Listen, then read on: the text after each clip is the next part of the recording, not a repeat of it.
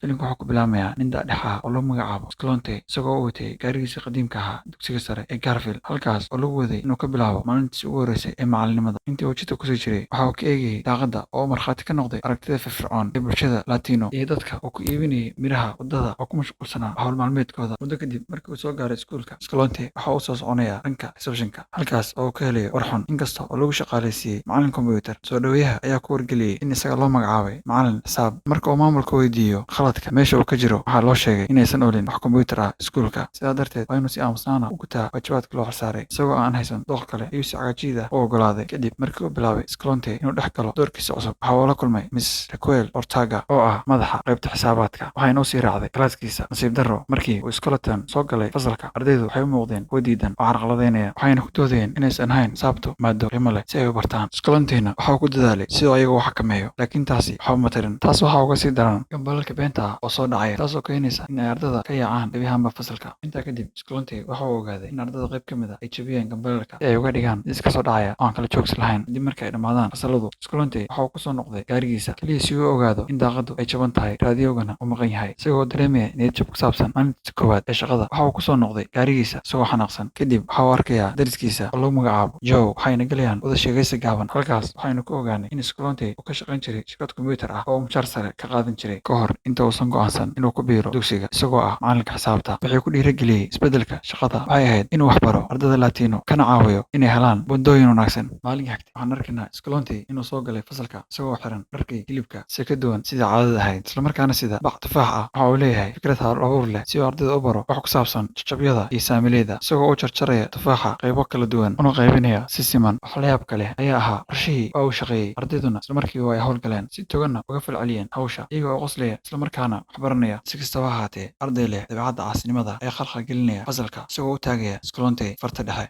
Si kasta oo uu ahaa dhaqan ixtiraam darro ah, haddana waxa uu muuqdaa mid soo koobaya arrinta oo si degan wax uga qabta. Sidoo kale waxaan arkaynaa isagoo baraya ardayga sharciga diiday dhufsanayaasha dagaal isagoo isticmaalaya farihiisa. Qaybaha xiga ee filimka waxaa si buuxdan loogu tusayaa dadaalka Sclonte iyo sida uu wax walba ugu horeeyo ardaydiisa, isagoo islamarkaana la imaanaya hab cusub oo kula dhaqmi doono ardayda sharciga diidan. Wuxuu aaminsanaa in si gaar loola dhaqmo si loo soo jiito dareenkooda oona loogu gudbiyo qiimaha ay leedahay barashada xisaabta. Sclonte wuxuu si gaar ah ula shaqaynayay arday kasta, wuxuuna u tusaaleynayay sheekooyinka taariikhiga ah ee Latino oo muujinaya sida xisaabtu furaha ugu tahay fursadaha adduunka. Waxaana sidoo kale carabka ku adkeynayay muhiimadda ay leedahay waxbarashada iyo sida ay qof kasta uga caawin karto inuu sare u qaado xaaladiisa, weliba si ay ka muuqato daacadnimo iyo qalbi furnaan. Sclonte waxa uu sharaxayaa in jaahilnimadu ay xadidi karto fursadaha shaqo ee qofka, adigoo fursad u helaya kaliya inaad iibiso shidaalka ama aad dubto digaagga, halka xirfadda xisaabtu ay ku horseedi karto fursado iyo guulo waaweyn. Sclonte waxa uu ku guuleystay in ardaydu ay uga falceliyaan hab positif ah, iyagoo muujinaya inay u soo jeedaan ka qayb qaadashada xiisadiisa. Kadib kalaaska, Sclonte waxa uu socdaa qolka shaqaalaha si uu uga soo qayb galo kulan uu la yeelanayo macallimiinta kale, iyadoo islamarkaasna maamulaha iskuulka Molina uu shaaca ka qaaday inuu khatar ku jiro magaca iyo aqoonsiga dugsiga, waxaana sabab u ahaa waxqabadka liitay ee ardayda. Madaxa qaybta xisaabta Ortega waxa ay qirtay in dadaalkooda ka sokow macallimiintu ay gebi ahaanba awoodi waayeen inay sare u qaadaan buundooyinka ardayda,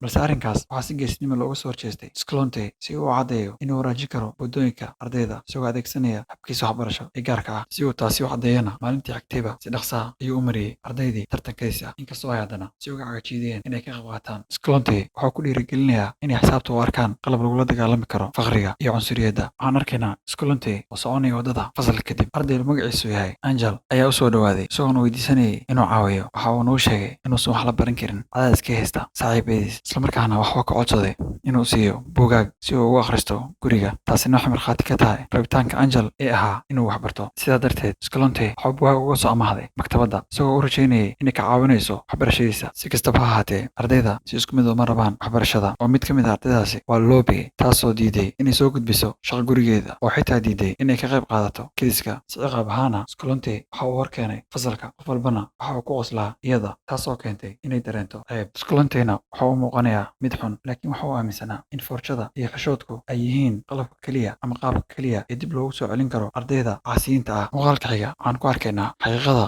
nolosha adag ee ardayda Latina marka laga soo tago iskuulka. Angel waxa uu ku dhibaatooday inuu isku dheelitiro waxbarashadiisa iyo daryeelka ayadiisa oo bukaan ah, halka Lobby ay tahay inay daryeesho walaalkeeda ka yar, maadaama waalidiinteeda ay yihiin had iyo jeer kuwa ku mashquulsan shaqada, cadaadiska taageerida qoysaskooda ayaa si weyn uga culus ardaydan. Anna oo ah ardayda aad u karti badan waa inay ka baxdaa dugsiga si ay gacan uga geysato socodsiinta maqaayad qoyskeeda oo sii daandaamaysa iyadoo uga haraysa waxbarashadeeda si ay ugu danayso waalidiinteeda oo ay aad u jeceshahay. Maalin maalmaha ka mid ah, Sclonte iyo xaaskiisa Fabiola waxay booqasho ku tageen maqaayadda qoyska Anna si ay uga soo wada cunteeyaan. Inta ay sheekaysanayeen, Anna waxay bartay Sclonte aabaheeda, sheekaduna waxay isku rogtay waxbarasho, halka Sclonte uu ka codsaday Anna aabaheeda inuu ogolaado inay waxbarashadeeda sii wadato, laakiin oo ka diiday fikraddaas isagoona ku dooday in gebi ahaanba waxbarashada gabdhuhu aanay qiimo lahayn. Sclonte waxa uu ahaa mid xanaaqsan, waxa uuna sheegay inuu diidida waxbarashada ee Anna ay tahay mid khasaare ku ah awooddeeda. Maalinta xigtay, Sclonte waxa uu ardaydiisa ku xujaysanayaa inay xaliyaan su'aal aljabra ah oo aad u adag. Aad ayay ugu adkaatay, iyagoona is dhiibi raba. Anna ayaa kasoo muuqanaysa albaabka fasalka, iyadoo isla markaana si kalsooni leh ku xalinaysa xujada. Dhammaan ardayda waxay aad ula dhacsan yihiin garaadkeeda, iyadoona aad ugu faraxsan. Intaa kadib, Sclonte waxa uu qabanqaabinayaa safar, kaasoona ay ku tegi doonaan shirkadda kombuyuutarada, halkaas oo horey uga soo shaqeeyay, si uu u tusiyo ardayda habka loogu dabaqi karo xisaabta nolosha caadiga ah iyo sida ay u noqon karto furaha guusha. Inta lagu guda jirna booqashada, Sclonte waxa uu ogaaday in gabadha saaxiibkiis ay horeyba kalkulaasta uga baranaysay dugsiga sare, taasoo ku dhiirigelinaysa inuu u rajeeyo ardaydiisa meel aad u sarreysa. Waxa uuna dejiyey qorshe oo uu kalkulaasta ku baro ardada sanadka soo socda. In sidaa la sameeyaana waxay ahayd mid aad ugu yar iskuullada oo halkaasi, laakiin Sclonte waxa uu kalsooni buuxda ku qabay in ardadu ay la qabsan doonaan. Marka uu soo jeediyana fikraddiisa, Molina waxay sidoo kale ku darsanaysaa inay rabto in ardaydeedu meel sare ka keenaan imtixaanka si ay fursad ugu helaan inay ku biiraan kulliyadaha kadib dugsiga sare. Si kastaba ha ahaatee, madaxa waaxda Ortega ayaa joojinaysa wadahadalka, oona soo jeedinaysa in xitaa macallimiinta qaar ka mid ah aysan awoodin in iyaga naftooda ku baasaan imtixaanka. Waxayna sidoo kale sii raacinaysaa inay booskeeda waaxda isaga tegi doonto haddii soo jeedinta Sclonte laga doorbido teeda. Si kasta oo ay caqabad u jirto, maamulaha ugu dambeyntii waxa uu taageersan yahay fikradda Sclonte, isagoo aqoonsanaya kartida ardaydu u leeyihiin inay gaaraan heer sare oo ay ilaaliyaan sumcadda dugsiga. Muuqaalka xiga waxaa la furayaa sanad dugsiyeedka cusub, waxaana la arkayaa Sclonte oo u qaybinaya ardaydiisa sharciyada, oona u sheegayay in la dhigan doono xiisado dheeri ah oona muraajaco ah ka hor iyo kadib xiisadaha caadiga ah. Waxa uuna ku boorinayaa inay waalidiintooda kasoo saxiixaan si loo xaqiijiyo inay ka go'an tahay waxbarashada. Maalinka xigtay, dhammaan ardayda waxa ay soo laabteen iyaga oo soo saxiixay qandaraasyadooda, marka laga reebo hal arday oona ka warwareegaya inuu u guntado waxbarashadiisa, kaas oo doonayay inuu ka shaqeeyo geerish si uu u taageero waalidiintiisa. Si kastaba ha ahaatee, Sclonte waxa uu ula macaamilayaa si shakhsi ah, waxa uuna awooday inuu ku qanciyo inuu raaco waddada waxbarashada, isagoo oo siiyeyna tusaale dhiirigelin leh. Marka xigta, waxaynu aragnaa in ardaydu si xawli ah u bilaabeen inay bartaan kalkulaasta. Dhanka kale, habeen xilli dambe inta lagu guda jiray waxbarashada qoyska, Fabiola waxay walaac ka muujinaysaa culayska shaqo ee ninkeeda. Markan waxaynu ogaanaynaa in Sclonte u shaqaynayo saacado dheeri ah isagoo waxbaraya ardayda iskuullada, dhanka kalena ka caawinaya Ingiliishka dadka waaweyn ee soo galootiga ah. Nasiib darro, cadaadiska xad-dhaafka ah ayaa dhib ku ah Sclonte, waxaana la kulmayaa wadna xanuun. Intii lagu guda jiray mid ka mid ah fasaladiisa Ingiliishka, waxaa loola cararay isbitaalka, halkaas oo ay dhakhaatiirtu kula taliyeen inuu qaato bil nasasho ah. Maqnaanshihiisa ayaa caqabad weyn ku noqonaya ardayda, iyadoo imtixaankana ay ka harsan tahay 2 toddobaad oo keliya. Waxayna dareemayaan niyad jab iyo walaac, maadaama hawlkarnimadooda iyo dadaalkooda laga yaabo inay noqdaan mid aan waxba tarayn iyagoo aan haysan hagitaanka macallinkooda. Si xaaladdu u sii xumaato, maamulaha ayaa keenaya macallinka muusiga beddelka Sclonte, isagoo ugana tegaya ardayda xaalad aad u adag. Muuqaalka xiga, inkastoo lagula taliyey Sclonte inuu qaato nasasho bil ah, waxa uu kusoo laabtay iskuulka kadibba dhowr maalmood oo keliya. Waxaanu ku adkaysanayaa inuu ka caawiyo ardaydiisa imtixaanka waxbarasho ee soo socda, xitaa iyadoo kharash badan oo kaga baxayo caafimaadkiisa. Sida la filayay, ardayda aad ayay u wanaagsanaayeen, dhammaantoodna waxay ku aflaxeen imtixaanka iyagoo sharaf iyo damaashaad u horseedeen dugsiga sare ee Garfield. Waxa uuna maamulaha iskuulka Molina shirka ka dhex sheegay guusha ay gaareen, ardaydana waxay ahaayeen kuwa guddoonsiinaya hadiyado Sclonte si ay uga qayb qaataan mahadcelinta shaqadiisa adag. Si kastaba ha ahaatee, dabaaldegooda iyo damaashaadkooda waxa uu ahaa mid cimri gaaban, maadaama waaxda imtixaanaadka ee ETS ay ku eedeysay ardayda qish, qaladaadka jawaabahoodana uu ahaa mid isku mid ah. Laba sarkaal oo ahaa kuwa ka tirsan ETS ayaa soo gaaray iskuulka si ay u hubiyaan xaashiyaha jawaabaha iyo sidoo kalena goobta imtixaanaadka, laakiin ma aysan helin wax caddayn qish ah. Iyagoo niyad jabsan ayaa ardada waxay ku xaraynayaan qol, iyagoona ku cadaadinaya inay qirtaan inay qisheen imtixaanka. Dhanka kalena, Angel ayaa wax isku dayaya inuu dejiyo xaaladda, balse wuxuu ku guuldareystay inuu ku qanciyo saraakiisha inay ka tanaasulaan tuhunkooda ah qishka. Markii ay qolka kasii baxayaan, ardayda ayaa dareemaya niyad jab, iyagoo og in su'aal la geliyey daacadnimadooda barashada. Sclontena wuxuu isku dayaa inuu niyadda u dejiyo ardayda, laakiin sidoo kale waa uu niyad jabay oo mana garanayo waxa uu samayn doono. Intaa kadib, Sclonte ayaa weydiinaya Ortega ra'yigeeda oona ku aadan arrinta, isagoo rajaynaya in la fahmo waxa sababay eedeymaha. Si kastaba ha ahaatee, waxay u sheegtay in ardadu imtixaanka qasheen si ay asaga uga farxiyaan, wayna isaga tagtay iyadoo dareensiisay inay kasoo horjeedo. Isagoo xanaaqsan ayuu soo aadaya goobta baakinka si uu u xaqiiqsado gaarigiisa in la xaday, waxaanu ku khasban yahay markaan inuu lugeeyo ilaa xaafadiisa. Dhanka dhanka kalena waxaa la shaaciyay in gaariga Escalante uu xaday cid kale oo aan ahayn ardaydiisa. Bahantiina waxaan arkaynaa inay isku dayaan inay hagaajiyaan oo ay wax ka bedelaan si ay ugu muujiyaan isaga mahadnaq. Intaa kadib waxaan arkaynaa ardayda oo ku soo celinaya baabuurka Escalante gurigiisa. Inkasta oo marka hore naxay, haddana si diiran ayuu ugu mahad celiyay. Waxaana uu ballan qaaday si kastoo ay ahaataba inuusan ka quusanin hawshooda. Isla maalinkii xigtay, Escalante waxa uu si toos ah u aadaya xafiiska ETS oo uu kala kulmayo Dr. Prison iyo Dr. Ramirez. Labadan mas'uul ayaa ku eedeynayay ardaydiisa inay khiyaameen imtixaanka ka gudbidda dugsiga sare, iyagoona cuskanayay inay isku eg yihiin jawaabahooda. Escalante-na waxa uu codsanayaa arday madheeri ah, isagoona ku dooday in ardayda ay lahaayeen hal macallin iyo hal kalaas, taasina ay keenayso isku ekaanshaha jawaabahooda. Si kastaba ha ahaatee, Prison waxa uu ku adkaysanayaa suurtagalnimada in ardayda asal ahaan kasoo jeeda Latino ay qayb ka yihiin qishka laga shakisan yahay. Tani waxay dhalinaysaa dood adag oo ku saabsan cunsuriyadda iyo eexda, iyadoo Escalante-na uu si adag uga soo horjeestay falgaadada noocaas ah. Nasiib darro, shirka ayaa soo gabagaboobay. Escalante-na waxa uu isaga tegay xafiiska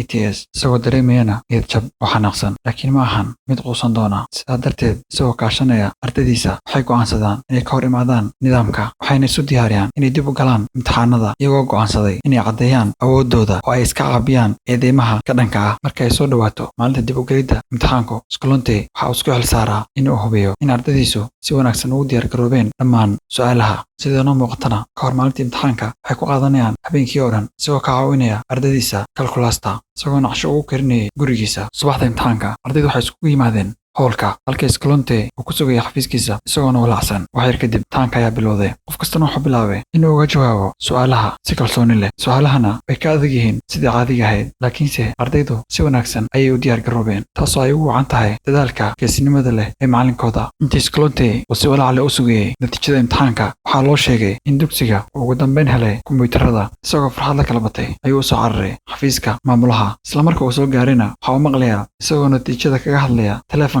Escalante-na waa uu farxay. Kadib dhammaan ardaydiisu waxay ku aflaxeen imtixaanka, weliba dhibco ku dayasho mudan oo markhaati u ah dadaalkooda iyo sida ay uga go'an tahay Escalante inuu dadka wax baro. Ugu dambeynna, waxaan arkaynaa dhammaadka filimka Escalante oo kasii baxaya qolka maamulaha iyo kaarka ciwaanada oo lagu sheegay in dugsiga sare ee Garfield ay sare u kacday tirada ardayda ku baastay imtixaanka AB Calculasta intii u dhexaysay 1982 ilaa 1987, iyagoona kor uga kacay 18 gaarayna 87 arday. Subscribe dheh si aan u soo badino muuqaalada noocaan ah, inoona like garee muuqaalka. Mahadsanid.